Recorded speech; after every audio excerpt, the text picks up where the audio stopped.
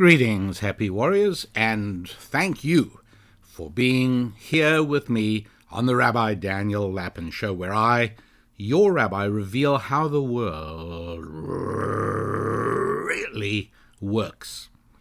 Thanks for all you do for the show. Thank you for your help in promoting the show. And yes, if you haven't subscribed yet, I'd certainly appreciate it if you do that and like it and make sure that you are on the subscription list. You might also want to join our band of happy warriors, and you do that at the website wehappywarriors.com. wehappywarriors.com. Or you can also go to rabbidaniellapin.com. Yes, rabbidaniellapin.com. And subscribe that way and become a formal member of the community of happy warriors. And that way you can gain inspiration from others, and just as importantly, you can provide inspiration to others. Also, be aware of the book that is now available, The Holistic You. But let's get right onto the subject of how to make inflation irrelevant to your life. Right? How do you conquer inflation? And I have to say that one of the ways in which I know that evolutionary biology does not provide the entire comprehensive explanation for human existence is because we are unique among all life forms on the planet in so many different ways. Most importantly, we are unique in the ability to course correct, to redesign our lives more than once, numerous times. It's only the human being.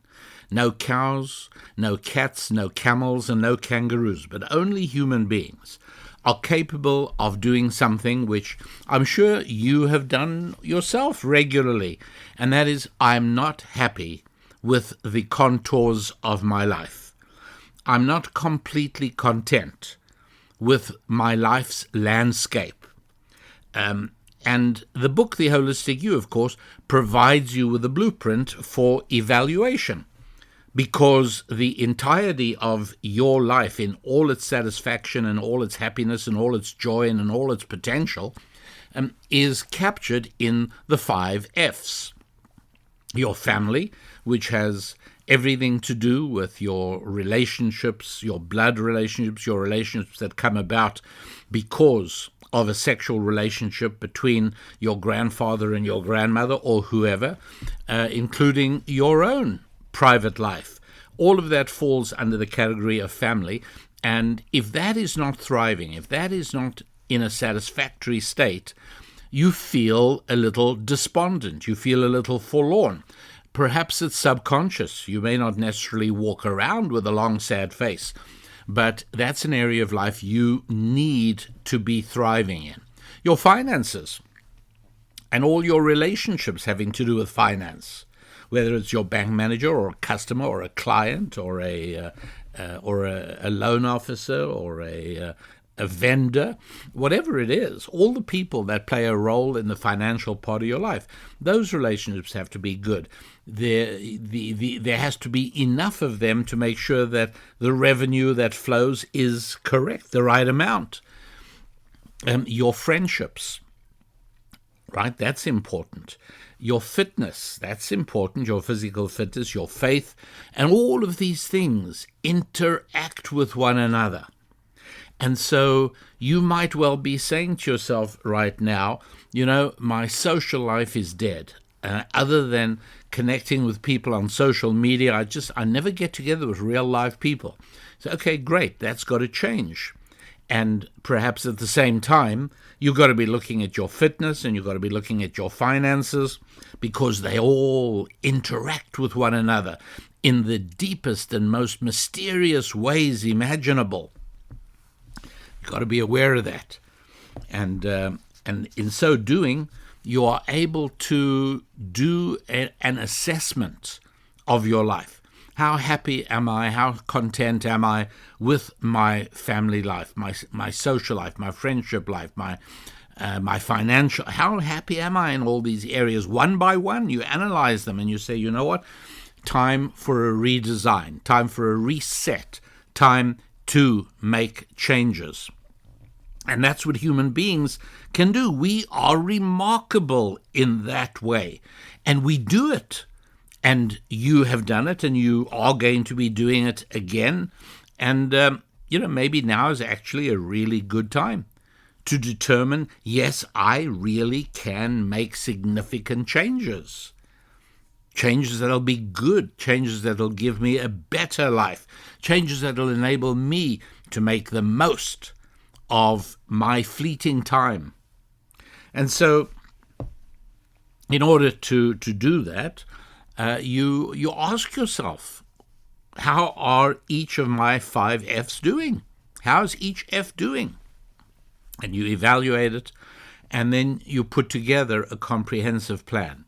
Now, I'm going to speak mostly about the finance side today because inflation is a reality. And I want to tell you that I regard as my solemn and sacred duty to reveal for you how the world really works.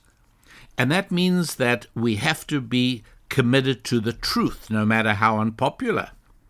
Right? Live not by lies, said Alexander Solzhenitsyn. And so we've got to accept that inflation figures are quite different from what the Bureau of Labor Statistics admits, because that is a government office, and it has the ability to massage numbers to get the desired results. See, everybody wants to please their superiors. Everybody wants to please their boss. Everybody wants to make their boss happy with them. There were things that were done by people associated with the Clinton administration in the United States of America from 1992 to 2000. And things that happened that allowed the use of the phrase plausible deniability. In other words, nobody was able to track any point at which either the president or his wife instructed people to do certain things, but those things happened and people knew that they were what the president and or his wife wanted to see happen. And the most famous example of this tendency, which is the tendency which lets the boss and the superior perhaps ultimately say, well, I didn't know he was going to do it. I didn't tell him to do it. But of course, everyone knew that was exactly what you wanted done, even though you never actually said it. And the story goes that Henry II of England was in a huge dispute with Thomas Becket, who was the Archbishop of Canterbury, and this was early in the 12th century. And it was a fight about power and control. Was the monarchy going to have certain powers, including over the church, or was the church going to be able to retain power exclusively over its own domain? And at some point, and there are many different variations of the phrasing, but at some point, King Henry II of England was reputed to have said something like, will no one rid me of this turbulent priest? Or some people say, will nobody rid me of this meddlesome priest? But he certainly didn't tell anybody to do anything about it. It was just an expression, right? But what happened is 4 knights immediately went to Canterbury, where they murdered the Archbishop of Canterbury, Thomas Becket. And it continues to be an expression today, meaning something along the same lines, of course. And so that's all that we're sort of talking about here, which is that everybody understands that the President of the United States, Joe Biden, wants to be able to give low inflation figures, because the country has been tormented by unconscionably high inflation figures since COVID, so since 2020. And it's so easy for a government department with very limited oversight to provide exactly the numbers that their boss, the president, wants to see.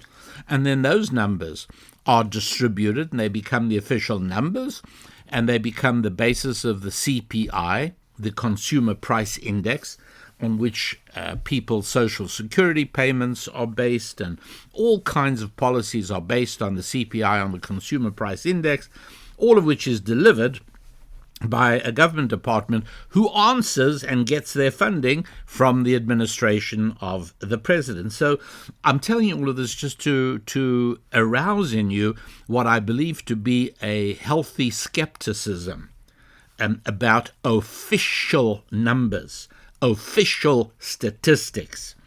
And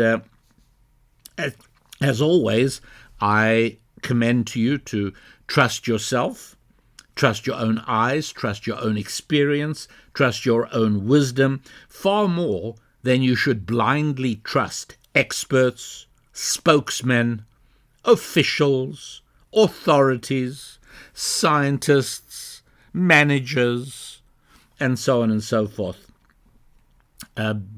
Be aware that when things are quoted in order to support a desired outcome, like climate change and global warming and rising sea levels, just be aware that who will rid me of this meddlesome priest is the mechanism that makes these things work and makes the results come out in exactly the way the boss wants them to come out.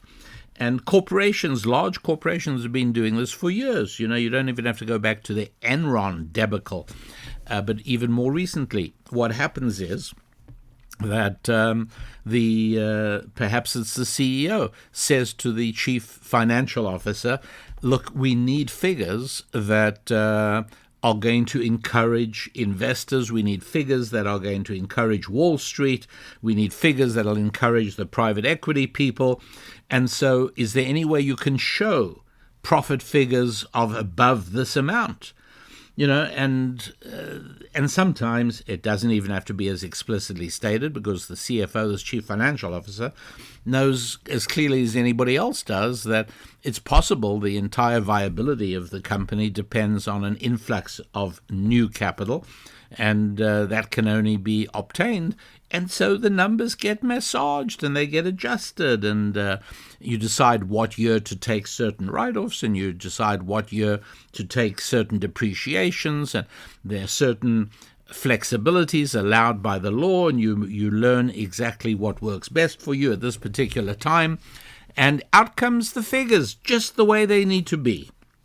So we have to be aware of these things, and you got to realize that there are other factors as well. For instance, the way the CPI is set up, and it's constantly being adjusted, by the way. There are constant changes being made, but one of them is the whole problem of substitution bias. So the way the CPI experts look at this is that, 4 years ago in 2019, you were buying steak once a week for your family. But now your budget is such that you can't afford steak once a week. You're reduced to steak once a month. The rest of the month, you buy, shall we say, mincemeat, which I'm sure is a lot less expensive than prime grade steak. And so the CPI folks say, hey, no problem. Look, the family is spending the same amount on meat that they did in 2019. So good. In that particular little section of the CPI index, there's been no change, no inflation. And by little tricks like that, it's brought down. The fact is, the quality of your life has deteriorated. You've either maintained the quality of life, in which case it's revealing the true level of inflation, or you are reducing the quality of your life and you are managing on the same sort of money, even though prices are higher and packages have shrunk and so on and so forth.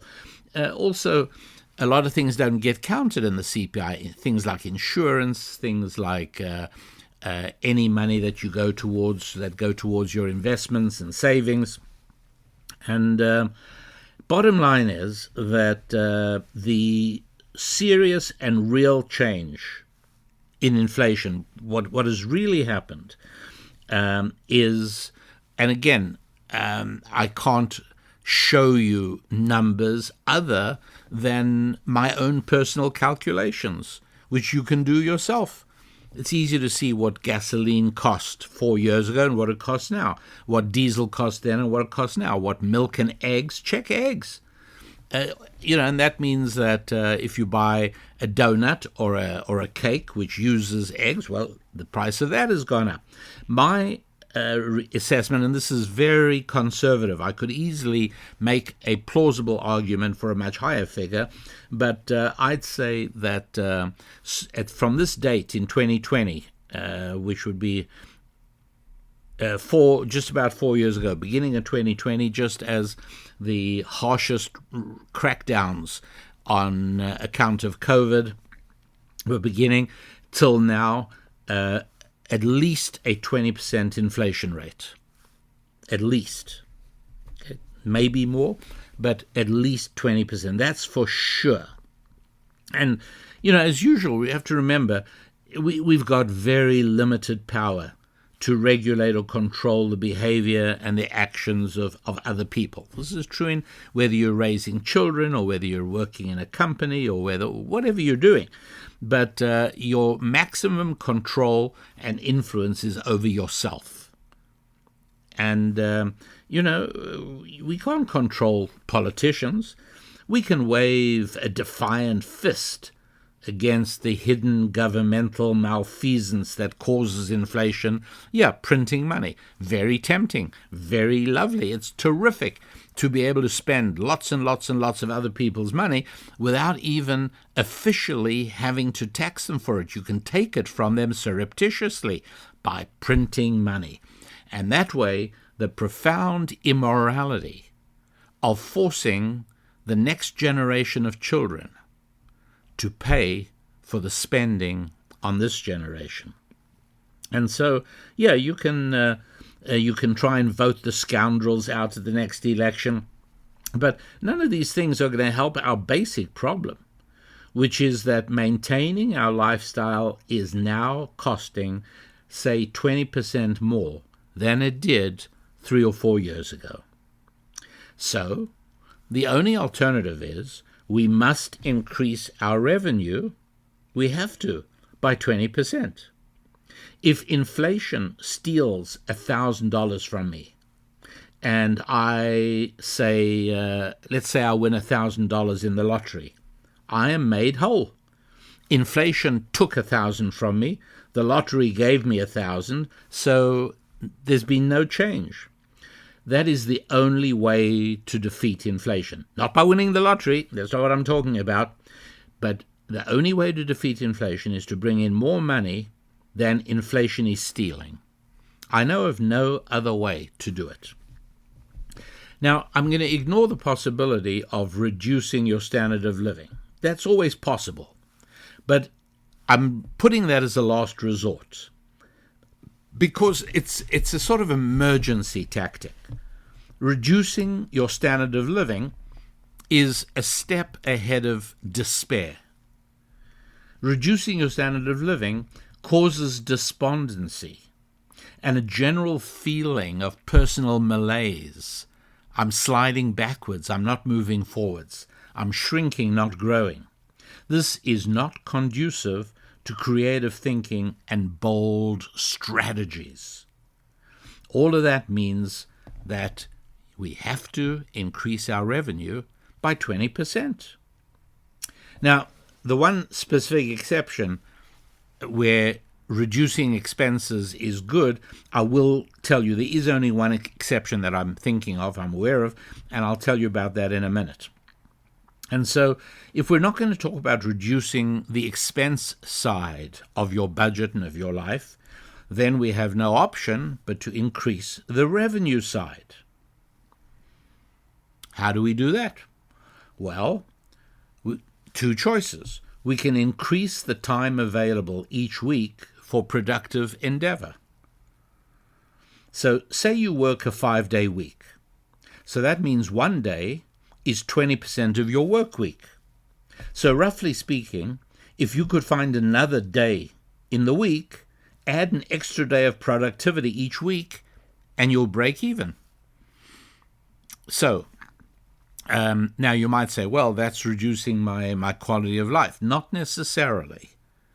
Not necessarily, because the overall impact, remembering your 5 F's, your overall impact could well be a dramatic increase in the quality of your life.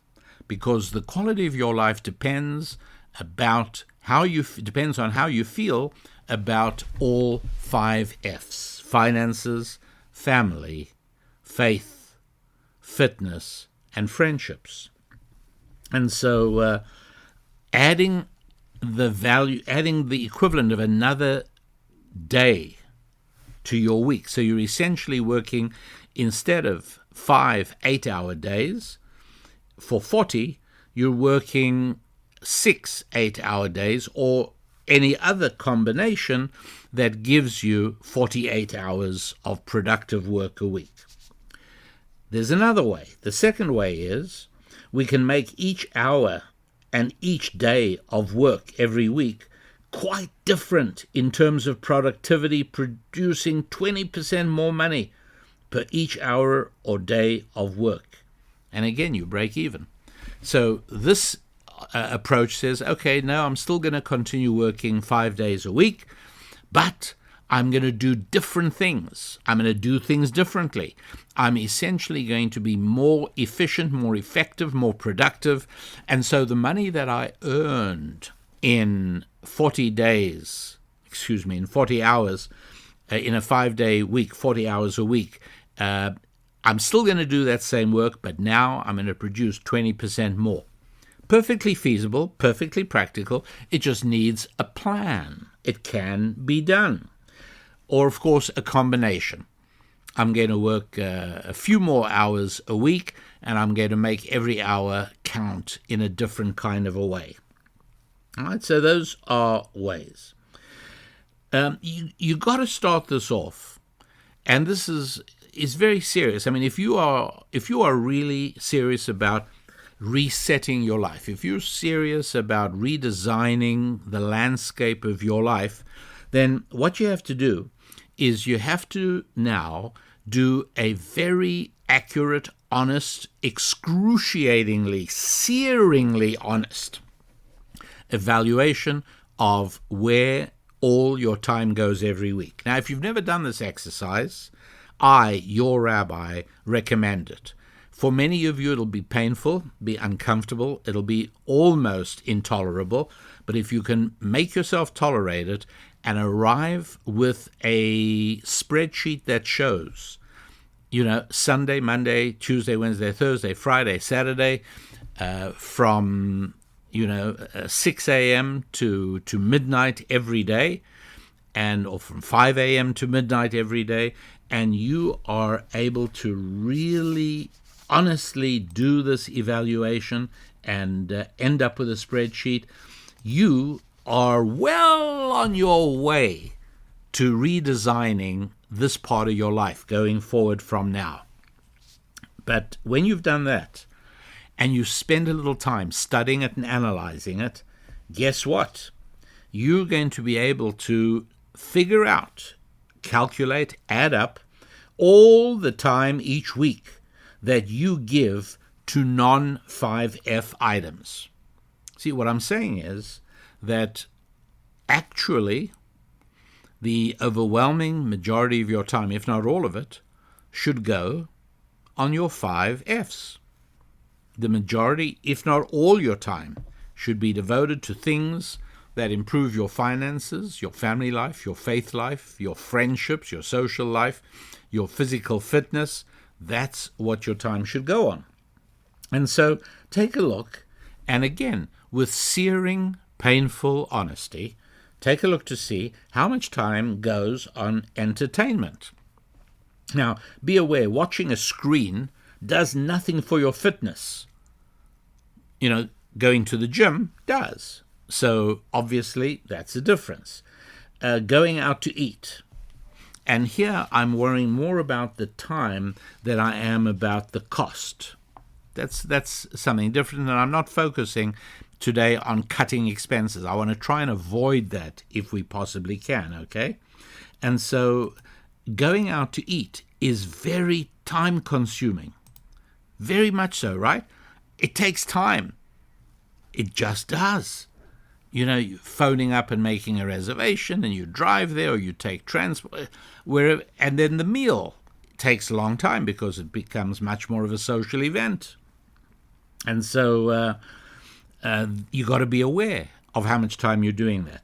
Now, you'll pardon me, and I guess I'm thinking here mostly of single males, but if you are a single male, then I want to urge you to very seriously make sure that in your time assessment spreadsheet, you very honestly add up the amount of time you spend each week seeking female companionship.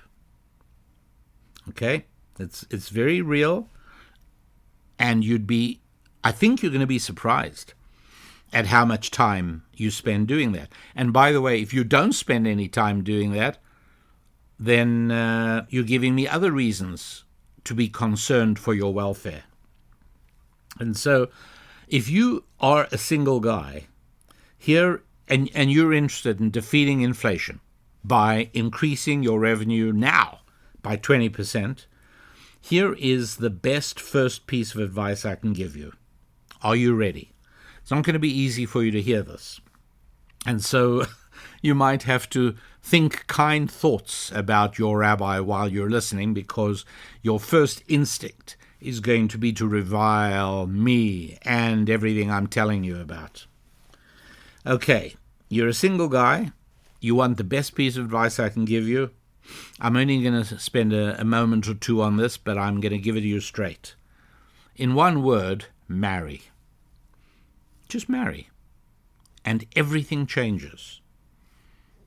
The amount of time you spend going out to eat out vanishes. The amount of time you spend seeking female companionship vanishes. It's wonderful. Now, because I know that some of you are going to be saying, look, our rabbi is taking leave of his senses. What do you mean marry? Don't you think I would if I'd met the right person by now? And those of you who are regular, long-time listeners of the Rabbi Daniel Lapin Show, well, you know what I'm going to say. Who you marry is really, really not nearly as important as the clarity, commitment, and concept of marrying. I understand you have been thoroughly indoctrinated to believe, to deeply believe in the innermost recesses of your heart, that picking the one person, picking the one, picking the right girl is crucial. And last week I spoke about the number of people who attribute the failure of their marriages to having picked the wrong person. No, none of that is true. It's really not Disneyland and romantic comedy time. It's really not the single one person you've got to find, and the whole reason you're not married is you haven't found that person. No, that's not the reason. It's because you lack clarity, commitment, and concept. That's all. And so try and erase that video from your mind. The one that says, yes, I'm just looking for the right person to get married, because that's not true. And as bad as it is to lie to other people, it's even worse to lie to yourself. And so please believe me that right now, within 50 miles of where you are, there are 742 possible women with whom you could build a wonderful shared life. And that number is calculated by scientific experts. And you have to trust anything that scientific experts say. And that's only within 50 miles where you are. Extend the range to 100 miles, and it becomes 12,796 possible women whom you could marry and have a wonderful life with. 12,796. Again, that figure calculated by government-authorized experts using the latest scientific techniques. That's how we know the number. So there it is. There are women that you could find in the next 7 days whom you could marry. And provided you are man enough to take responsibility and accountability, and you are willing to provide the leadership, and you have the clarity to be able to explain to this woman right from the outset what this is all about. Don't waste time on endless dates. Your time is too precious. You've got to defeat inflation. You have to increase your revenue by 20%. It's absolutely necessary. So not a lot of endless dates. What you have to say can be said to her within the first 2 dates, which, by the way, should be talking dates, not doing things dates. Right? If you don't go skydiving. You don't exactly have great conversations while you're skydiving. That's not an appropriate date for these circumstances. Got to be dates where you spend a lot of time talking. And I want to give you another piece of guidance. The second or third date should be a double date in tandem with a couple that has been married for a few years, a couple whose marriage you admire, and above all, a couple whose home you would like to emulate in your own home. So, gentlemen, if you do not have such a couple in your life yet, then that's step number 1.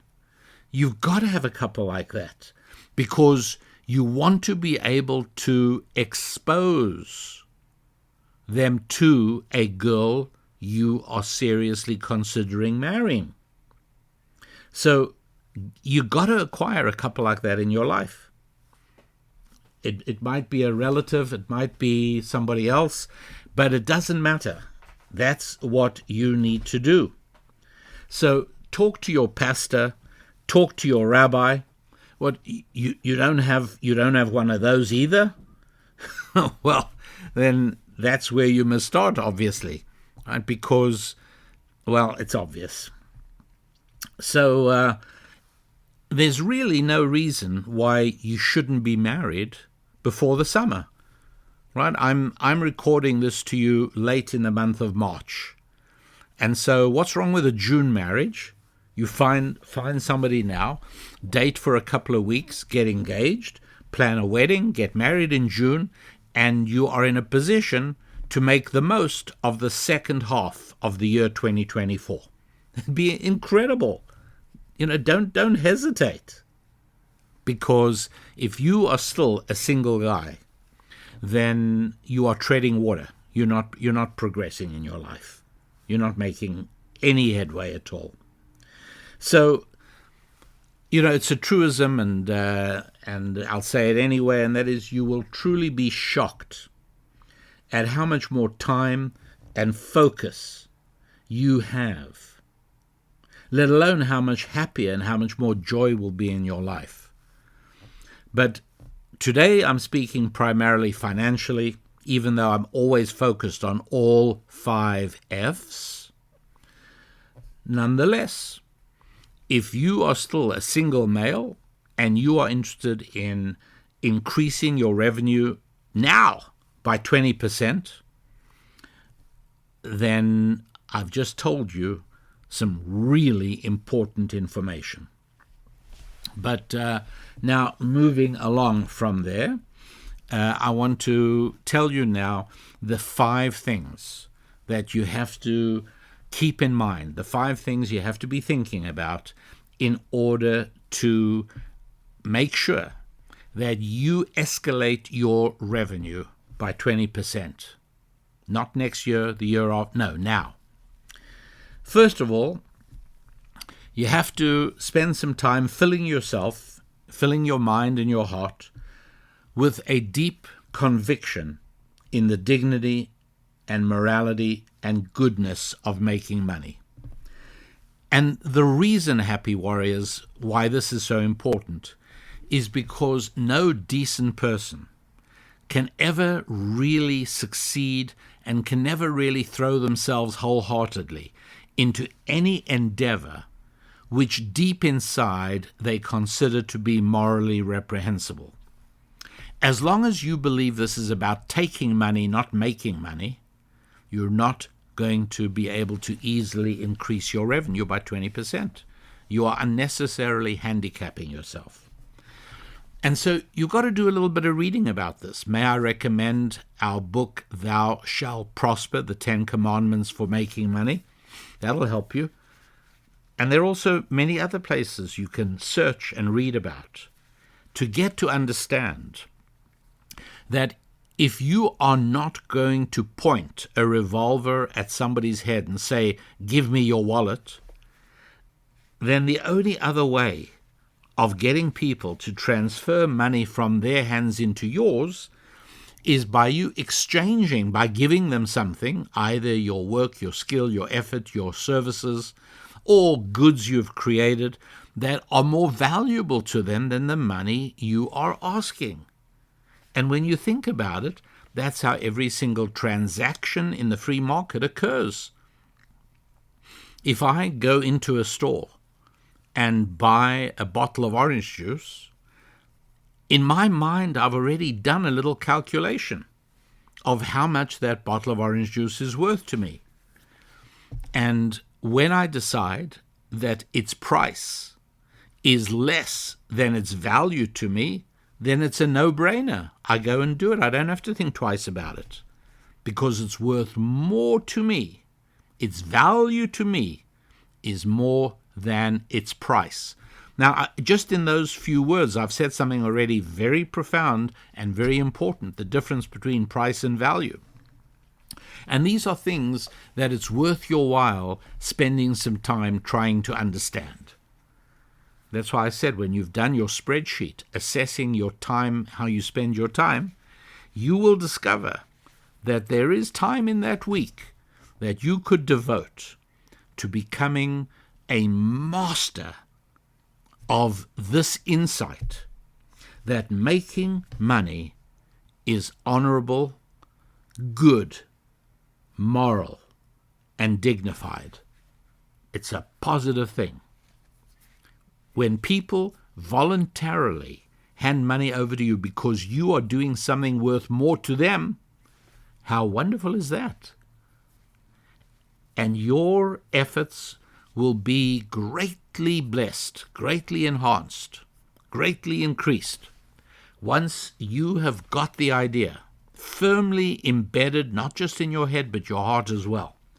Because the way you name a price to somebody is very different if you are filled with a conviction of the value you're delivering than if you doubt it. If you are filled with a conviction negatively that you are taking money from your customer or your client, you're going to find it very hard, as a decent, happy warrior, you're going to find it very hard to name that price. In terms of proposing a deal to somebody, being able to go up to somebody and say, I've noticed that you are doing this thing this following way. This is the way you're arranging transport for your family, or I've noticed this is the way you do your shopping, or I've noticed this is the way you, whatever it is, I've got a deal for you. I think I can save you money. Let me present to you. Can we get together for coffee later this week? And I think I can save you money. Maybe maybe that's your approach. Maybe it's something else. But whatever it is, you make money when another human being engages in a voluntary transaction with you from which both parties benefit. And the way in which you propose it, the way that you sell it to the other party, is dramatically different when you know in your heart of hearts that you are doing something good and wonderful and beneficial. And so that's worthwhile getting clear. That's number one. Number two is work on building out your friendships and your networks of connection. That's what you have to do. You've got to build it out. And you've got to be methodical about that. All right? There is no question that if you look at your time assessment spreadsheet, you are going to discover that there actually is time where you could and should be spending it with people and you're spending it alone. Not good. You need to engage with people. And you need to extend a hand of friendship wherever you possibly can. You have to go out of your way. Because everything is interconnected. Even your physical health. And certainly your finances are impacted by your friendships. And so you want to expand that. By the way, nothing expands your circle of friendship like having a wife if you're a single guy. Back to that theme. And so, by the way, one of the ways of extending your circle of friendship is by becoming purposefully charitable. You know, people often say, well, if I had more money, I'd give charity. No, it doesn't work that way. You're muddling up cause and effect. And so start giving away 10% of your income now. And you're quickly going to find that you are going to connect with people through the act of charity. Somebody's going to be aware of it. And, you know, don't give charity anonymously, because it's good to give charity with your name and with awareness. It's not, there's nothing bad about it. On the contrary, it helps to encourage other people to join on and become part of the program as well. And so, you know, maybe it's joining an organization that raises charity for a good cause, whatever it is. But you'll discover that as you become known as a charitable person who gives away some money, you'll discover that that increases your circle of connection.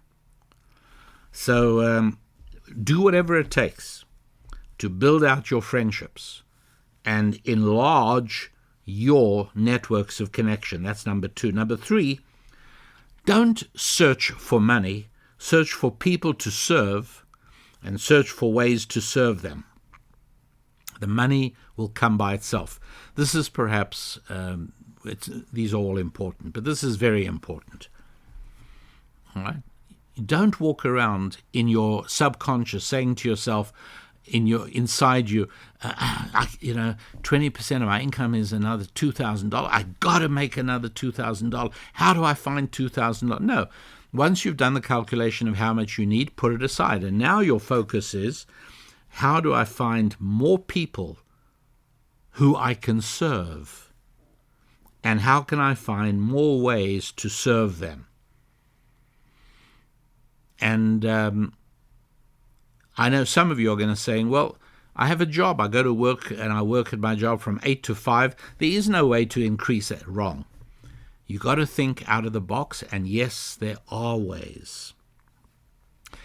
If necessary, it might involve a side gig. Maybe you have to start a small part-time business that requires very little in the way of investment. Don't go high risk. Maybe it's just using your spare time. I don't know. Let's say you have, you spend a certain number of hours a week on a hobby. Maybe that hobby is something that can become money producing. I know somebody who went commercial on his hobby of woodwork. He used to make things, and he made a beautiful cradle for a newborn baby. And he made it for his son and daughter-in-law. But people saw it. And he suddenly realized people were willing to pay for that. So he still had his day job, but evenings and weekends he started producing baby cradles. Lovely baby cradles, by the way, beautiful. And that's what he did. And the word spread. And what's more, he discovered ways of making better baby cradles and speeding up the building of them. And here's a guy who just suddenly, he never even realized he was sitting on a gold mine all the time. And so, brainstorm with friends, brainstorm with family, but somewhere or another, you do have the capacity to find new ways to serve people and to find new extra people to serve. The money will come by itself, I promise you. And number 4, start thinking of yourself not as an employee, not as a wage slave, not as somebody struggling to stay on top. Just start thinking of yourself as CEO, Chief Executive Officer of your own company. In your own mind, you can call it whatever you like, right? The John Smith Corporation. Whatever your name is, call it whatever you like. You don't have to do anything official. I'm not saying you should go out and incorporate. I'm not saying you should get legal work. No, just start thinking of yourself as somebody who is building an enterprise. You're not just trying to keep body and soul together this week. You're not just trying to pay bills this week. You're trying to do more than that. You're trying to build your company. And when you start thinking that way, you start taking responsibility for your finances in a completely different way, something that you perhaps have never done before. But that's what we're talking about, resetting the contours of your life. And defeating inflation is a great first step. And so start thinking of yourself as somebody who is running an entire enterprise. You incorporated your company. And number 5, and final one for today, is start learning about money. See, as long as you were a wage slave, as long as you're an employee, you got paid your money, your tax got deducted, you put it in your account, you paid your bills, and on to another week. Yeah, that's not living. So start knowing money. Devote a little bit of that time you're discovering every week to reading about finance. It's at first going to be boring, and you're going to want to much more enthusiastically read about things you're interested in. You'd love to do that. No, force yourself to do it, because little by little, terms will become familiar to you, complexities will become simple, and strategies will begin to make sense. While you're at it, learn to read financial statements. And it's easy to do, by the way. Again, you'll get a big kick when you can do it. When you can fluently read a financial statement, you'll be as excited as anything, because it'll show that you are on your way to becoming CEO of your corporation, that you are on a new growth trajectory, that you are going even beyond defeating inflation. You're going way beyond that. And indeed, that really is exactly what you are capable of doing. You really could. And there's absolutely no reason for you not to do exactly that. So I do hope that you resolve to utterly modify the landscape of your life, that you reset your life now. Because remember, we are not anteaters or odd fox. We are not beavers or badgers or buffalo. We are not camels or cows or cats. We are human beings, creatures touched by the finger of God. We are creatures capable of the most dramatic transformations of ourselves and of our lives. No other creature can do that, but we can. And so just think for the moment how different your life would be if you successfully, completely resculpted the contours of your life along the lines that we've been discussing in this particular show. Become a happy warrior, and be sure to let me know, because I'm looking forward to hearing of many, many, many stories of success, achievement, and happiness on the parts of so many of you happy warriors who are capable of making these changes in your life, and what's more, are actually going to do so. Those of you whose resolve is really a resolve, those of you for whom when you say, I will do it, it's as good as done. You are actually going to do it. How wonderful would that be? So embark on this dramatic, exciting adventure at this juncture of your lives, and I wish you nothing but huge enlargement in those 5 F's of your life: your families and your finance, your fitness and your faith, and your friendships. I'm Rabbi Daniel Lapin. God bless.